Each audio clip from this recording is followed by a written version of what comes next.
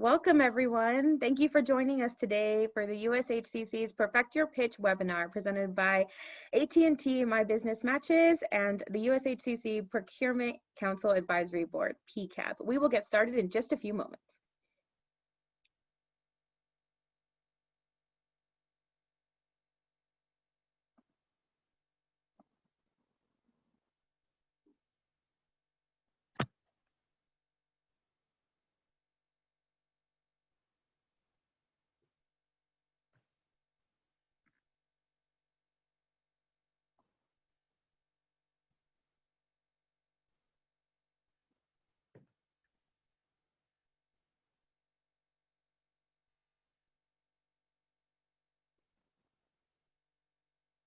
All right, welcome everyone to today's training. It is my honor to introduce our President and CEO of the United States Hispanic Chamber of Commerce, Mr. Ramiro Cavazos. Thank you, Brianna. Thank you for being such a great colleague for us here at the United States Hispanic Chamber of Commerce. As you all know, we represent 5 million Hispanic-owned businesses in the largest economy in the world. Clearly, we've been impacted with the events of 2020, but we're a tenacious group with lots of grit, and we're very honored to be with each of you today. But because of that, we need to do everything within our power to connect to business opportunities on behalf of our members, our 250 chambers spread out across the country, working with corporate America to increase procurement opportunities. Today, I'm very honored to be here with our great corporate sponsors and members, AT&T.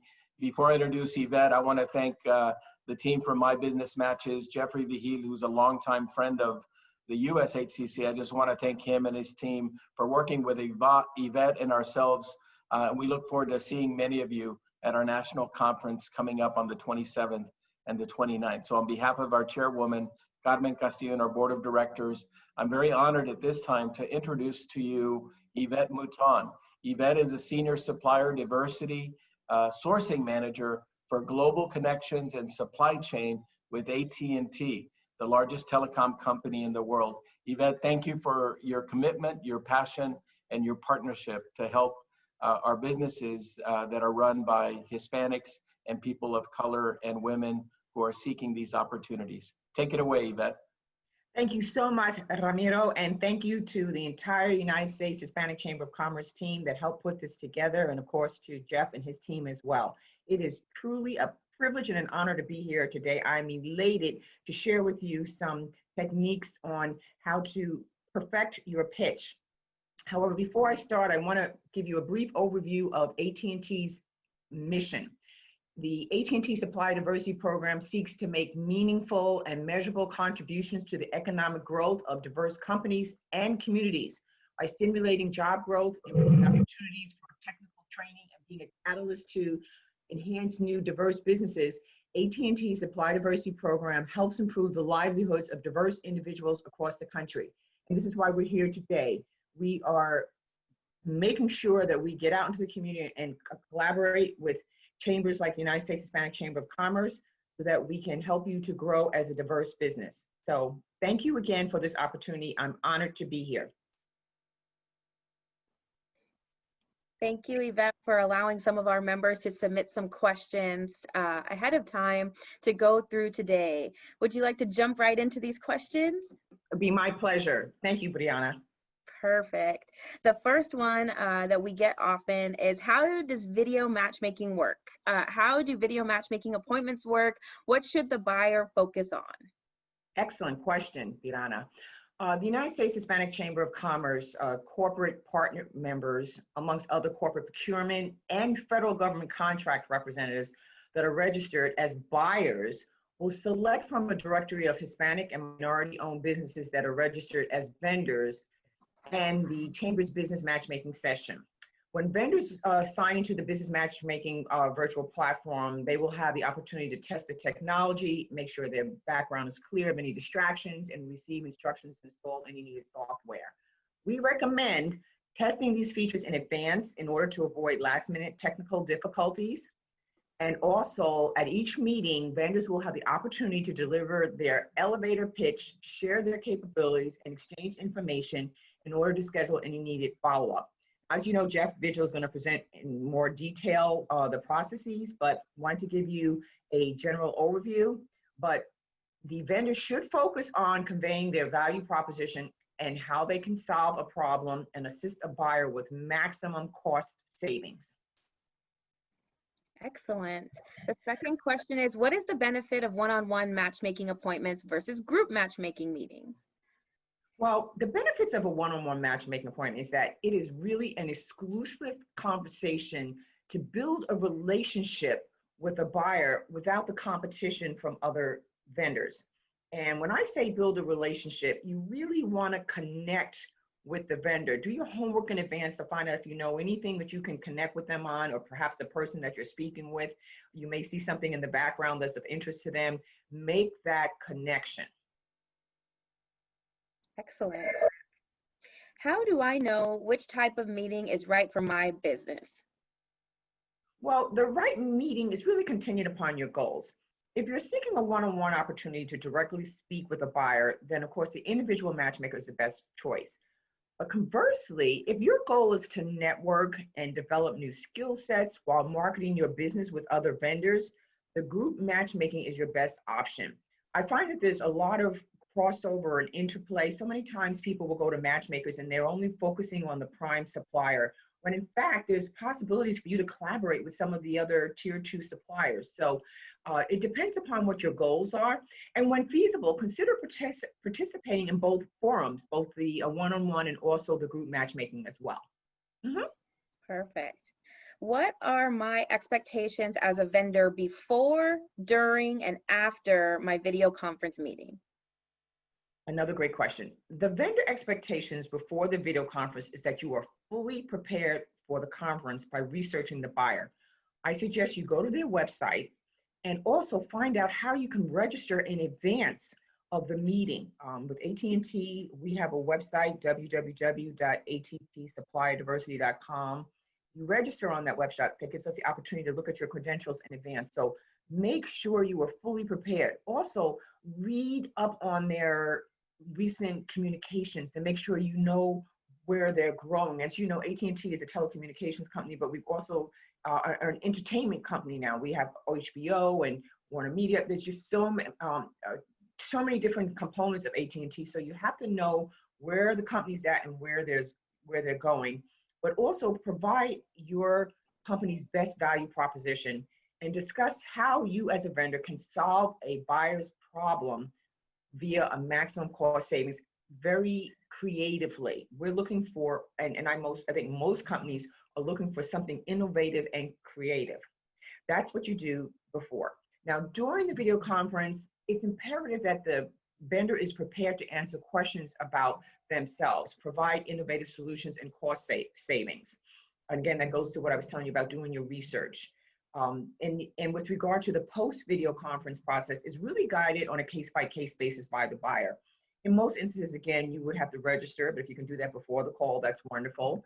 Most people are looking for a capability statement, which I'll speak to a little bit more in terms of what you should have on that capability statement, and also a current diverse certification that is accepted by the buyer. On our website, we have a list of the certifications that we accept.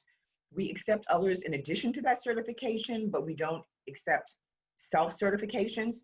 So you have to know the rules of the game. It's like sports and athletes. You have to know the rules and how to play. So make sure you understand the rules of the particular vendor. And also, the vendor has to update the information on the buyer's website on a regular basis. I know people who have started perhaps with hardware and they work with AT&T, and then as you know, we've moved on to a software-defined network. So if you change your capabilities, make sure you update your capabilities. We've had instances where we have landscapers who have evolved into providing snow removal, and they forgot to go back and update the database to say that they do both landscaping and snow removal. Use really good synonyms. I know you can go to the thesaurus and plug in, a thesaurus, and you can get different names for like landscaping, gardening. Make sure you use that, because most of the time it's a search engine optimization type of functionality. So you want to have the keywords that people can search and find what they're looking for on their database. And then thereafter, follow-up with teleconferences depends upon the buyer's directives. We at AT&T, normally I will meet with prospective suppliers about 2 to 3 times a year. I have over 200 suppliers, so I can't meet with people, you know, some people want to meet like every 2 or 3 weeks. It just is impossible, it's overkill. So make sure you follow the lead of the vendor in terms of what the post-conference expectations are. Thank you. Thank you, Yvette. For those of you who just joined us, we are going through some questions we received ahead of the training, and we're also accepting questions in the Q&A. If you click in there, put your questions in. I see some hands raised. We will come back to that at the end of these. The next question we received was, Yvette, how should I prepare for my video conference matchmaking session? Okay, I have 2 separate strategies, substantively and procedurally. Substantively, a vendor should prepare by visiting the website, as I had mentioned, and also the buyer's messaging, as I had mentioned before, to fully understand the current and future goals of the buyer. In addition, the vendor should have a capability statement and have prepared speaking points. And also, always have 1 or 2 substantive questions to present to the buyer. They're always going to ask you, do you have any questions? One question that I always ask people is, what is the best advice anybody ever gave you and who gave it to you? That to me is just a standard question that you can ask anyone. It allows you to connect. It enables the person who's interviewing you empowerment. It builds that connection that I was telling you about. You might find out that they were in a sports team and you start the connection. So that's a fallback question that I use. Procedurally, a vendor should be prepared to wear professional attire. I'm not going to get into some of the things that I've seen on camera with people when I'm matchmaking and doing sessions, but I will tell you it's important to wear professional attire.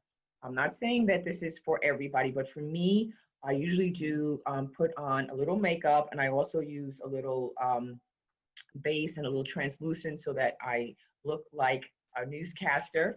And I also, this is your time to shine and this is your time to be a star. So you want to come out with your best game. Make sure you're wearing colors that are good for you. If you have a white background, a wall or something like that, so don't wear the same color. You want to have some type of contrast. That's very, very important that you do that. Also, I recommend that you put your company logo behind you. I have been on so many calls where people have a missed opportunity to brand themselves. Put your logo behind you. And be careful not to put anything behind you that's a distraction. I think family photos, artwork, some of them is beautiful, but you want them to concentrate on you, not on the baby's picture or your grandchild behind you. Focus on having something very professional in the background. I've seen things like laundry baskets. I've seen other types of very inappropriate type of backgrounds that I don't think people know that's behind them because they didn't test it in the beginning, but make sure you have a professional background. And also be very cognizant of noise distractions. I'm sure everybody saw that video years ago when the little kid walked into the room and straggled in there, and it was hilarious, but that's fun maybe for, you know, those types of things. But for you, you have this one moment, make sure you don't have any dogs barking, lock that dog up outside, well, put the dog outside, no children screaming, turn off your cell phones, and also put a note on your doorbell, please do not ring this doorbell. To the extent you have maybe landscapers coming in. I had a call the other day, somebody was cutting my tree. I had to send them a message saying, are you going to use a saw or are you going to be doing this manually? Because I don't want to hear that saw in the background. I can't afford that. If that's the case, then you're going to have to come another time. So be mindful of whether or not there's construction going on or any type of noise. And if you have to move the venue, then you have to move the venue. But you want that total focus during the time. That's great advice, Yvette. Well, I know that many of our members are used to in-person matchmaking. This is brand new for us, the video conferencing. So what are your video conferencing etiquette recommendations?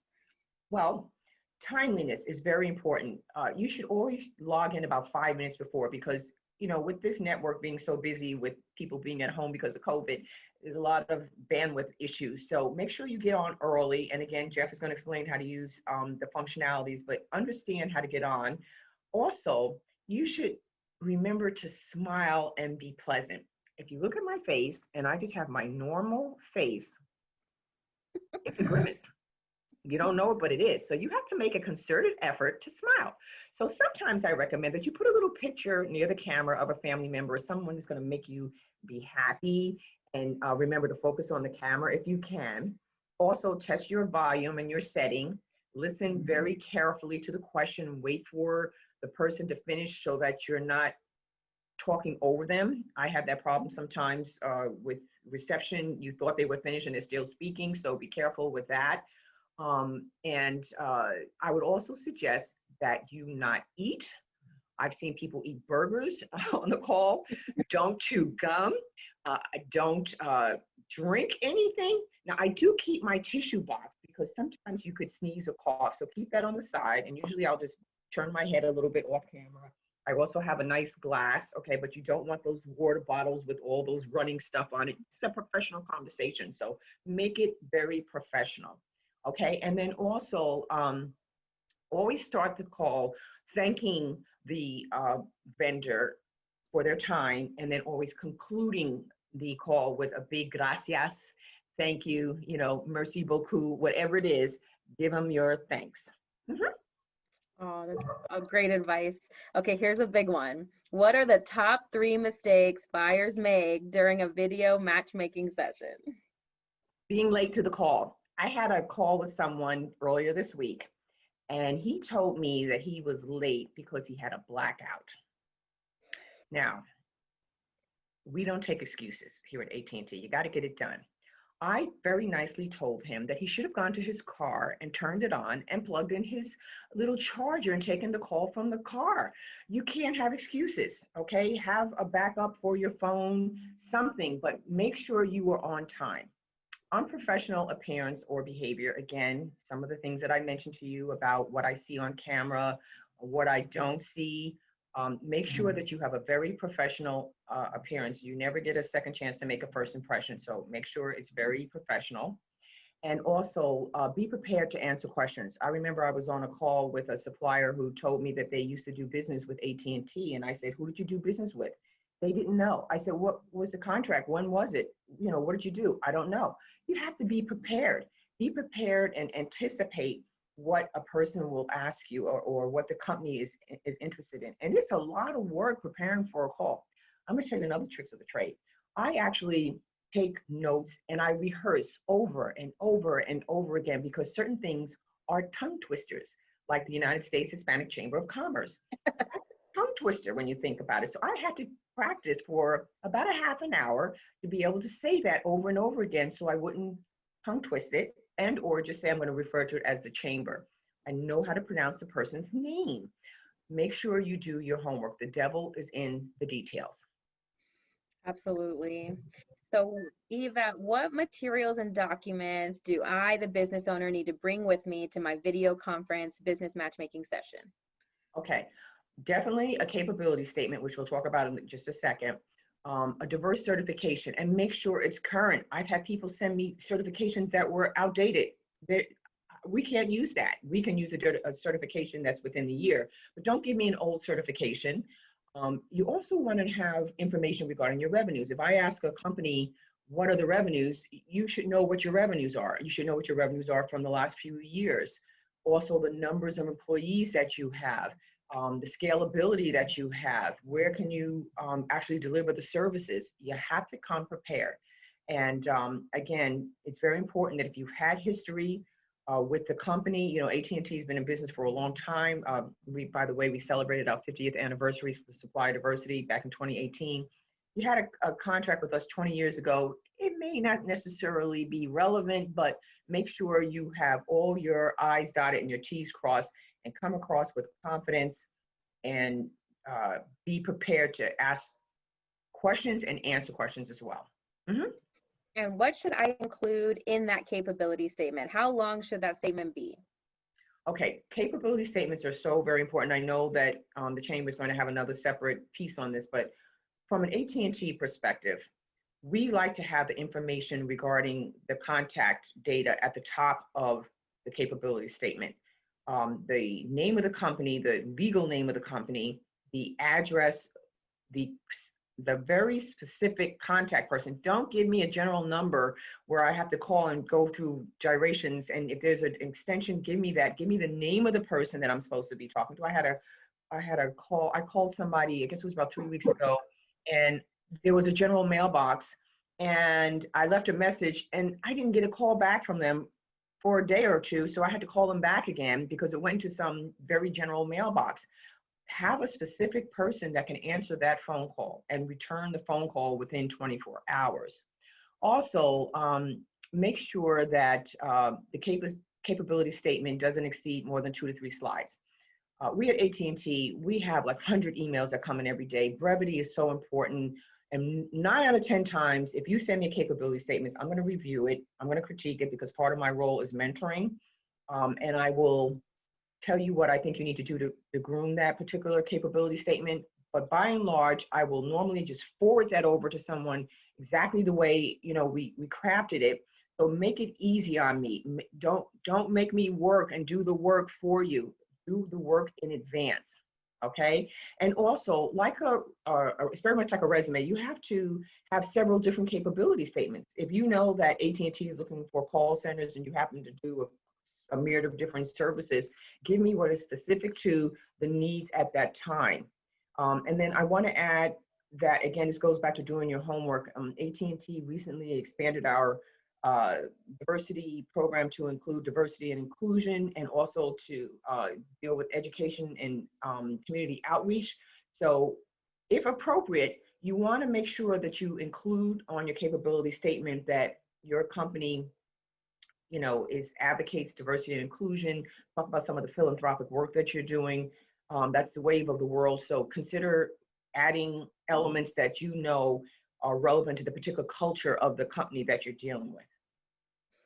How can I help buyers add value to their bottom line, reduce costs, become more efficient, or solve a problem? Again, this goes back to doing the homework, reading up on them. Every company puts out some type of statement every year about, you know, where they're going, what they're going to, and provide a solution. You always want to have something creative and innovative that distinguishes your business from generic options. I can't tell you how many times people will come to me and say, you know, I want to do business with AT&T. Well, don't know 1,000 other people. What you want to do is say, you know what? My company does X, Y, and Z, and this would be a great solution for AT&T, particularly as it relates to your space, you know, in the entertainment industry or the COVID situation. You want to come to people with a solution with regard to what they're doing and make it innovative, make it creative. We have different people who come to us with app solutions, but make sure you have a very succinct solution to a challenge that people are encountering. What are some common mistakes that business owners make during generic procurement meetings that you've seen? Well, again, I'm going to harken over this over again. Lack of preparation, not knowing what AT&T does, not visiting our website, not knowing how to register, do your homework in advance. Also overselling. Be candid about what your company can and cannot do. Also, be likable. Rude, arrogant, or entitlement behavior is very distasteful. So it's very important that you are likable. Again, I could tell you some very interesting stories, which I won't, but I will just say this: those who are likable have a much greater chance of getting the person's attention when they engage in that conversation. Here's a good one. Yvette, how do I develop meaningful relationships when business networking? I recommend that everybody take a sales class. I think everybody should take a sales class to learn how to pitch yourself. It's very important. Clearly, people are selling it a different way now with the internet and social media, but there's nothing like that in-person energy that you may need, sometimes the colors that you wear, but take a sales class so that you learn how to pitch your business. I can't emphasize that enough. Also, remember that everybody is important. As you know, because of COVID, many of the companies are shut down now. But when you go to a company, the janitor, the receptionist, they're now called executive assistants, but they're secretaries. Anybody who has any dealings in business know that usually the executive assistants are the gatekeepers. But it's just a basic tenet in life to remember that everybody is important and treat everybody with respect and dignity at every level. And there have been instances where people think that they only want to meet with presidents or they only want to meet with the AVPs. Well, the people who are down in the trenches know what's going on. They have the relationships with the business units. So it's very important that you keep your options open to meet with everyone and to treat everybody with importance and respect and dignity. Great advice. How can a vendor develop a really meaningful relationship with a buyer? Well, being a good listener is very important. You know, you always hear that adage. That's why God gave us 2 ears and 1 mouth. Make sure you listen. And I also recommend that you join organizations that a buyer is associated with, such as boards. I mean, the United States Hispanic Chamber of Commerce is a wonderful board. We all know that. But being involved in a board where someone else is on that board and they can see your skill sets, that really helps.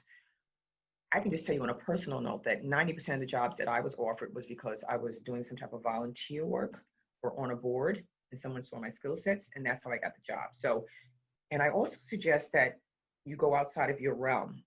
I actually am an attorney by trade, and I didn't really understand the importance of what I call cross-pollination until I went into external affairs.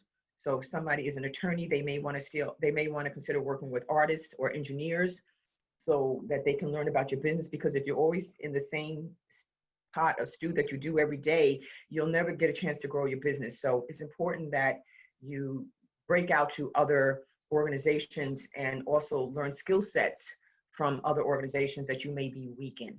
But building those relationships can come by joining organizations, volunteer work, etc. And one other point, no name dropping, okay?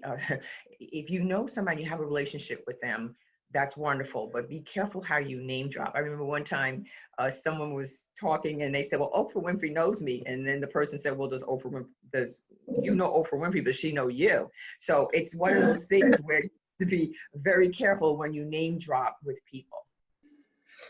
Good advice. What is the path forward and process if I don't receive a contract during the first meeting? Patience and persistence. It can take anywhere from 1 day, and we've had that happen. I've experienced that, where someone gets a contract the exact day, to 5 years to get an agreement with the buyer. You should reach out to the buyer's representative about 1 to twice a year. Make sure, again, that you update your capability statements. Also, try to do or say something to make the buyer remember you. I love quotes. So a lot of times one of my favorite quotes was, and I lived in San Antonio for a while, and I remember Tim Duncan had a interview, and he said something that his mother had told him. His mother goose, who happens to be a real person, by the way, was a real person. It was good, better, best, never let it rest until your good is better, until your better is best. I think that's a wonderful quote. I just love that little rhyme. But it's so important that you have something literally like a little jingle or something that, oh, I know you're the Mother Goose lady who gave me the Mother Goose rhyme, or something, you know, profound. I don't know. But the bottom line is that you want to be different. You want to distinguish yourself. You want to make sure that you have something that makes you memorable, that's positive.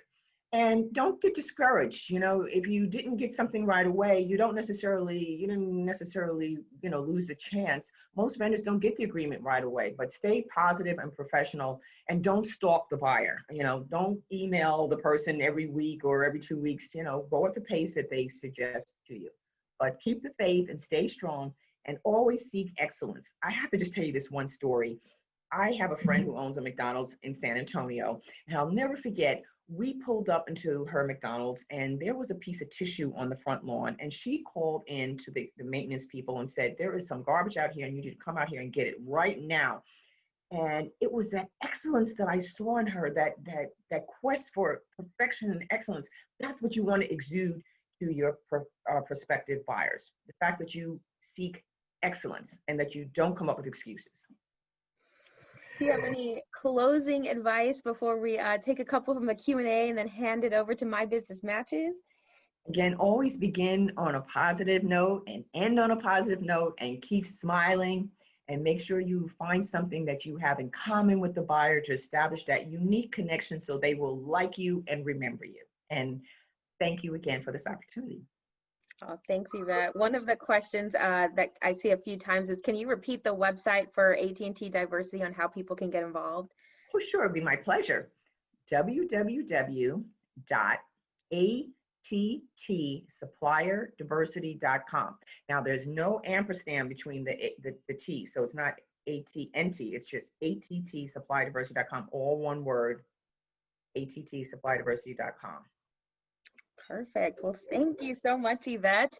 It's now my great honor to introduce a great friend of ours, Mr. Jeff Vigil, who runs a company called My Business Matches that is doing amazing, innovative work in procurement. And it is the tool we are using for our USHCC National Conference coming up September 27th and 29th. Jeff, take us away. Well, thank you, Brianna. First of all, I wish to thank Ramiro Cavazos and the amazing USHCC staff for coordinating this matchmaking event and understanding the importance of these types of engagement activities for diverse businesses. A major big shout out to Yvette, she gets it, and as well as the AT&T Supply Diversity for not only sponsoring this activity, but for being a true leader in the supply diversity space. They really work hard and mentor diverse procurement ready vendors for opportunities. I know this because I'm one of them. My Business Matches started out in 2009. And as you would know it, the USHCC was our very first client. Together, we conducted their first online matchmaker successfully. Since then, My Business Matches has connected over 2 million companies from 127 countries, resulting in $16 billion in contracts procured through our platform. Not too bad from a little company from San Antonio. We've come a long way. 2020 has been a year of the unthinkable, I like to say.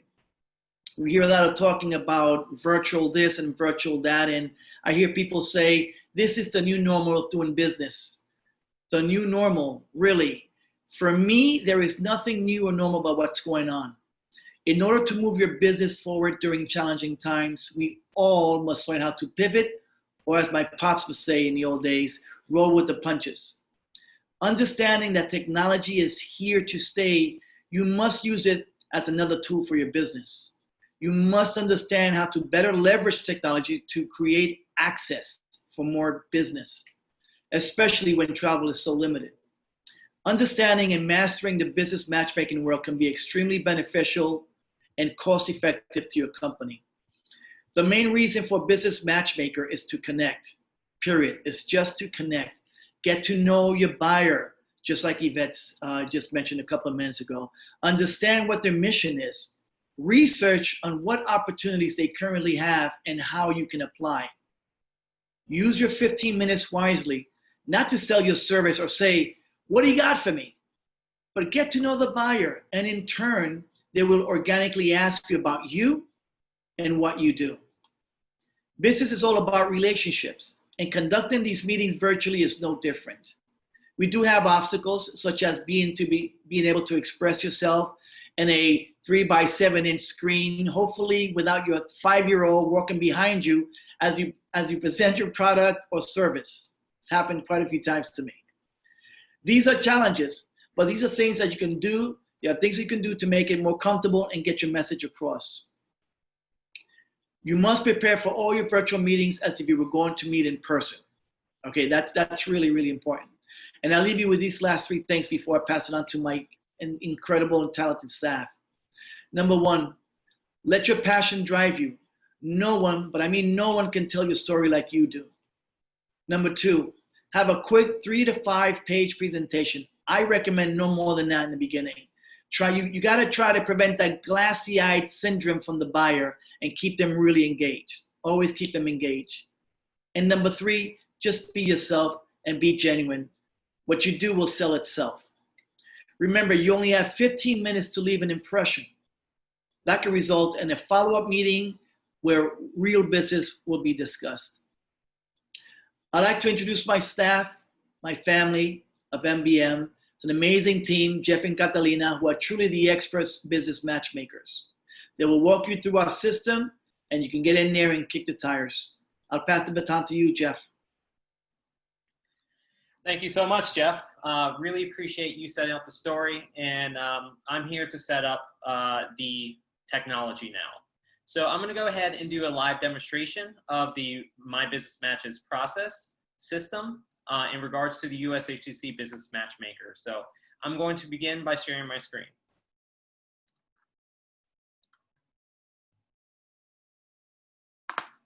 And Catalina, can you let me know that my screen is being shared? Yes, it's perfect. Perfect, thank you. So we are going to go over just a few components of the system to make sure that you're prepared for your virtual matchmaking. First things first, we're going to talk about where to go. If you haven't registered for the Business Matchmaker yet, you can go to ushccvirtual.mbmapp.com. That's ushccvirtual.mbmapp.com. Once you get to the main landing page, you'll be presented with some information regarding the events. For any updates, please come to this particular section. In regards to the matchmaker, this is going to be your main central point for logging in and setting up your profile.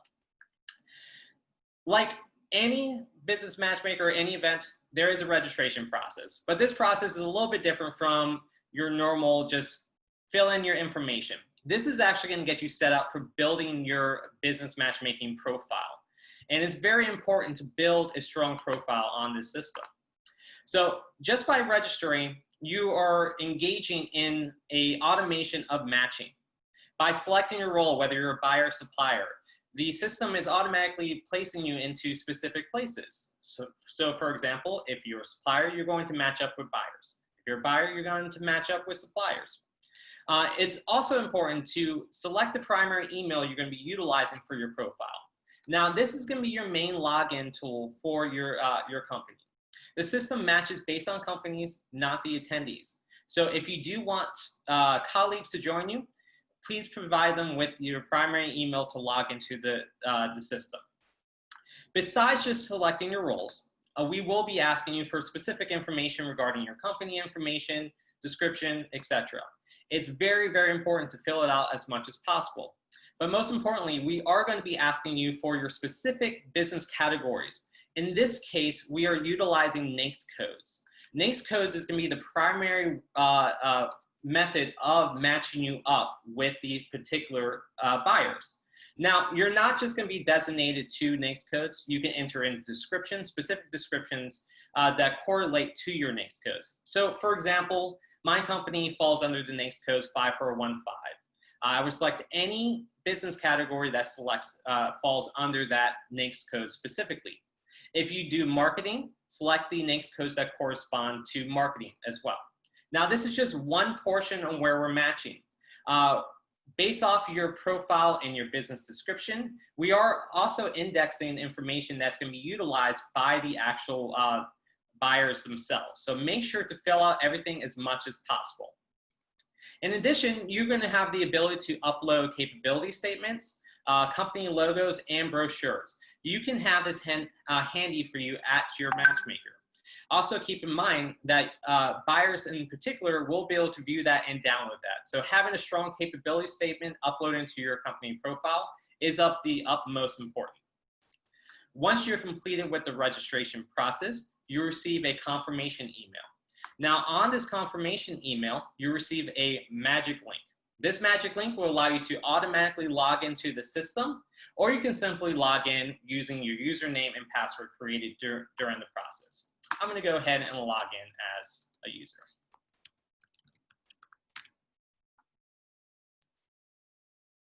Now, it's very important to test everything out before you even start with any type of virtual matchmaker. MBM is providing you with some test hardware systems here. Keep in mind, we utilize the following web browsers: Google Chrome, Safari, Firefox, iOS and Android devices. This works on any type of laptop, whether it's a PC, Mac. It also works on your smartphone device. The great part about the system is that there's no need to download anything. It is a cloud-based system, so as long as you have access to the internet, you can connect to the platform. Now, once you have completed your profile, you can always go back and update everything as well. You have access to updating your profile, even updating your business categories. And this is, again, this is going to help generate as many matches as possible.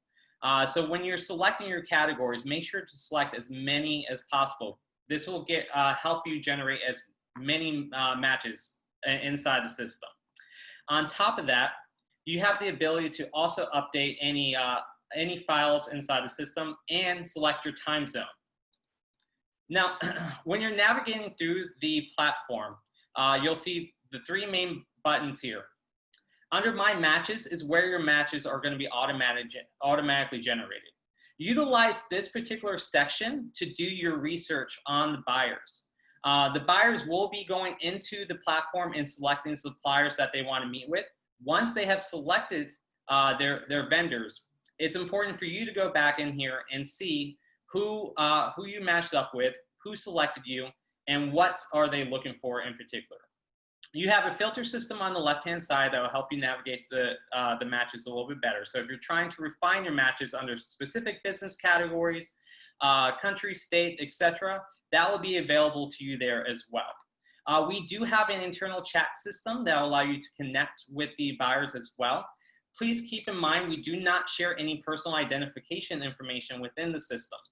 The system is going to be the primary tool of communication between users. So that is something I want to bring up. We are not sharing any personal identification information. So it's important for you to log in here often, as much as possible, to get used to the process and check out your notifications. Speaking of notifications, we do provide them into three different forms. Internally, inside the application itself, we can provide notifications via email and SMS text messaging as well. You can update your notifications and how you receive them under the notifications section over here. Now, once meetings have been scheduled with you, you will receive a notification and your meetings will show up under your schedule. So if I click on View Update Schedule here, all my meetings will show up in order as they have scheduled. So I can see I have a 2 o'clock to 2:55, etc., etc. Once the meeting is open, you will receive a notification reminder. Now, again, this comes back into play to make sure you test your hardware beforehand during the meeting. Now, there's a few different things that could affect the matchmaking video conferencing room itself. If you have other video conferencing applications pulled up, please make sure to close those as well. If you're connected to VPNs, sometimes you may need to disconnect from that. Your system, your hardware itself, you don't need to download anything with it. It's just going to ask you for access to your camera and your microphone. So once you receive your notification to join your meeting, it will light up. The meeting room will open up directly. Now, I'm going to join this meeting right here, and hopefully we'll have Catalina on the other side. So once you click on Join Meeting, it's going to send you through a simple hair check just to make sure that connectivity to the virtual meeting room is up, your audio and microphone is working correctly, and then that your video is working as well. It may, a little pop-up may show up on the top left-hand corner asking for access to your video and camera. Please allow access to that. Now I'm going to click on Join Meeting and mute myself in here. So what we're trying to recreate here is that one-on-one feel between buyers and suppliers, just like we would at an actual matchmaker. That intimacy that you don't get on big virtual conferencing applications, we're trying to recreate inside our application itself. So each meeting room is going to be unique to each meeting. Now, inside the meeting room itself, you'll have access to share your screen. So at that moment, you'll be able to share any presentations you may have. You can report an issue if you do have any issues whatsoever. Once an issue is reported, a MBM support staff will jump into the meeting to help you out. If you're having any audio issues, you will be able to connect via audio. And Catalina just sent me a chat. Hello. The timer will indicate when the meeting ends. There are 5-minute transitions between each meeting. So once the meeting has concluded, simply click on End Meeting, and you'll be redirected back to your schedule where you can proceed on to the next meeting. If you do have any questions regarding the application itself, me and Catalina will be on hand to help answer any of those questions. You can contact me directly at jeff@mybusinessmatches.com, or you can contact Catalina at catalina@mybusinessmatches.com. So that's it for the brief presentation on the system, and I am open for questions. Thank you, Jeff. Great presentation. And wow, you guys look great on the technology. It looks like it's really just out of this world. We're taking matchmaking to the next level thanks to My Business Matches. I see a question, the Q&A, and also a live question. Ralph Suarez, if you're still with us, I'm going to unmute you so you can ask your question. Let's see if it works. In the meantime, I see. Yeah. Yes. I just wanted to add very quickly that we spoke with Ramiro, and the plan is now is to keep this matchmaking open for the next 30 days to make sure that the engagement and the meetings and the connections continue until after the event is over.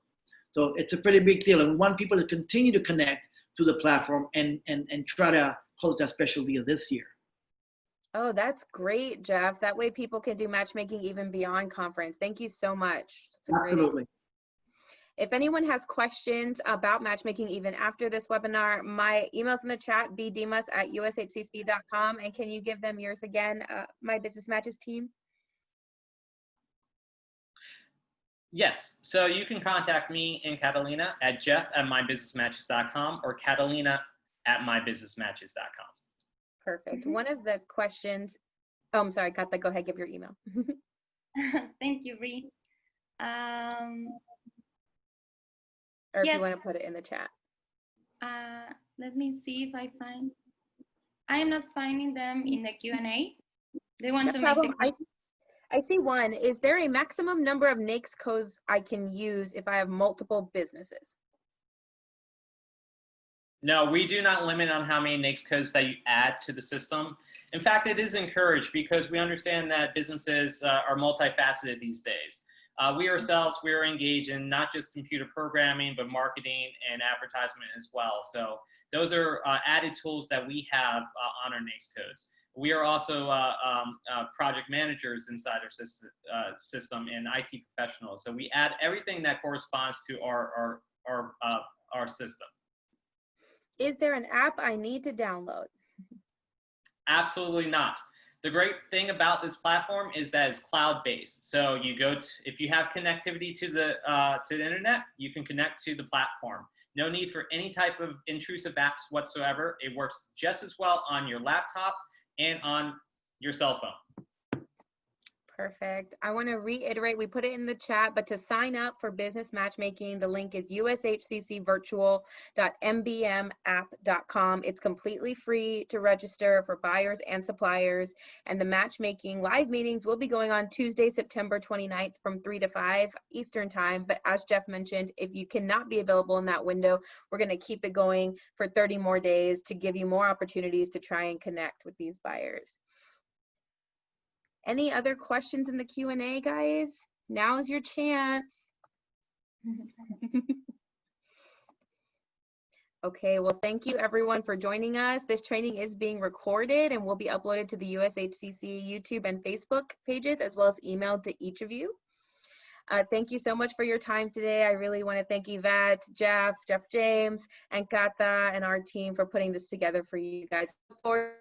Thanks, everyone. Thank you, Anna. Great job.